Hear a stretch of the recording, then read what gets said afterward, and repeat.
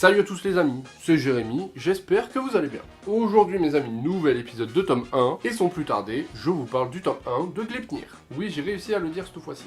Gleipnir est un seinen des éditions Kana. Le mangaka s'appelle Sun Takeda, et tout de suite maintenant, le petit résumé, sans plus tarder. Shuichi Kagaya, un lycéen lambda sans histoire, devient subitement capable de se transformer en un gigantesque monstre, aux capacités hors du commun.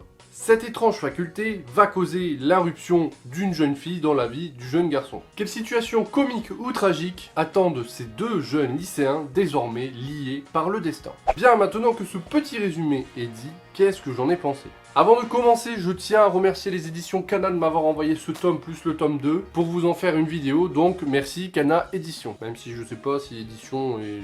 bon, enfin voilà. Alors qu'est-ce que j'en ai pensé du coup? Eh bien, je t'avouerai qu'à la base ce genre de seinen c'est pas mon délire. Si je l'avais croisé dans un rayon de la Fnac ou autre pour l'acheter, je ne l'aurais pas acheté. Mais je serais passé à côté de quelque chose. Car la Kana, comme je l'ai dit il y a 30 secondes, me l'a envoyé. Et c'est vraiment bien. C'est pas vraiment mon délire ce genre de seinen, mais j'ai bien apprécié. C'est pas la révolution du siècle, mais il est fort sympathique. Je pense qu'on a compris que j'avais bien aimé, non? Donc comme je te l'ai dit dans le résumé, on suit l'histoire de Shuichi Kagaya, qui a du jour au lendemain la capacité de se transformer en monstre, tu vois la petite bestiole qu'on voit sur la couve, et en ayant ces capacités, un jour fait la rencontre de la petite gonzesse qui est là, tu vois, gonzesse au gros tété, et la rencontre des deux va créer un duo assez pertinent. En fait, ce petit garçon, c'est le gars, tu vois, tranquille, bon élève, sans histoire, qui vit sa petite vie tranquillement, et qui ne s'implique pas dans les bagarres, les genres de choses, tu vois. Il est pas sans courage, mais si tu veux, c'est un petit intello quoi. Et elle, c'est tout le contraire. C'est une gonzesse qui est assez introvertie, qui est assez sûre d'elle, qui montre qu'elle est là et qu'elle existe. Et le mélange des deux va faire que ça marche, ça match. Et donc ce tome 1 pose les bases de l'histoire assez rapidement. Donc c'est clair, net, précis, et ça, vous savez que j'apprécie beaucoup. Après c'est du Dark Kana, donc c'est pas conseillé pour le jeune public. Voilà, c'est à base de sang, de baston, voilà, c'est assez violent. Et donc dans ce tome, on suit l'évolution des deux personnages. Et si tu veux, ce que j'ai bien apprécié, c'est que les deux personnages suivent la même route, suivent le même but, mais prennent des chemins différents. Je sais pas si vous me comprenez. En gros, en fait...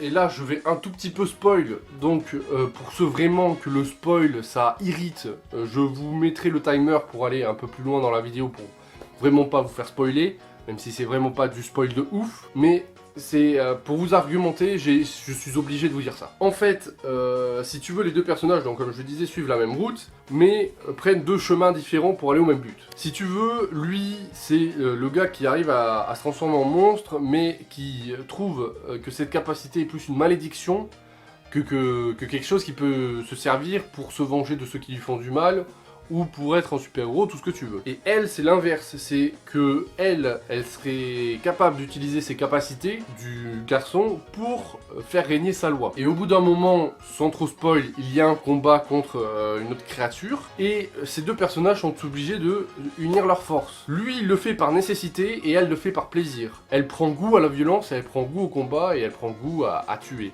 Alors que lui, ça le répugne, ça tu le vois, hein, que ça, il est pas bien appris, mais malheureusement, il n'a pas le choix parce que c'est soit ça, soit il meurt. Et donc c'est ça que j'ai bien apprécié dans ce tome et pour ces deux personnages, c'est que on amène deux personnages à un point précis, mais en leur faisant prendre des chemins différents tous les deux, alors qu'ils vivent la même aventure au même moment. Je sais pas si c'est très clair, mais en tout cas, moi, c'est ce que j'ai ressenti en lisant ce tome 1. Au point de vue du dessin, comme vous pouvez le constater, c'est un dessin assez joli, un petit peu féminin quand même, avec des traits assez fins, mais bien gras, pour montrer voilà, que le monstre existe, etc. C'est un dessin assez lambda, assez classique qu'on a déjà vu dans plusieurs seinen.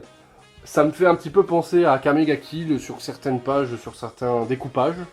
Mais voilà, ça écorche pas l'œil, quoi, c'est assez joli. Et quand on arrive à la fin du tome, eh ben t'as envie de lire la suite. La fin du tome nous montre quelque chose que je pensais pas qu'on allait nous montrer tout de suite. Et quand tu vois cette chose, ce passage, tu te dis putain, vivement le tome 2. Donc si j'ai un conseil à vous donner, prenez-le, parce que c'est intéressant. Si vous ne savez pas quoi lire en ce moment, ça peut être une bonne découverte. Et puis en plus, le tome est à 5,40€ et quelques.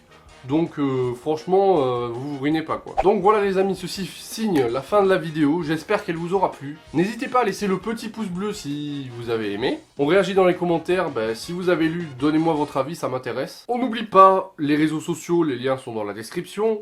On n'oublie pas de s'abonner aussi pour le prochain Road to 100K. La vidéo est dans la description et je vous la mets en fiche. Et puis moi mes amis, je vous dis à très bientôt pour de prochaines vidéos. C'était Jérémy. Ciao les amis!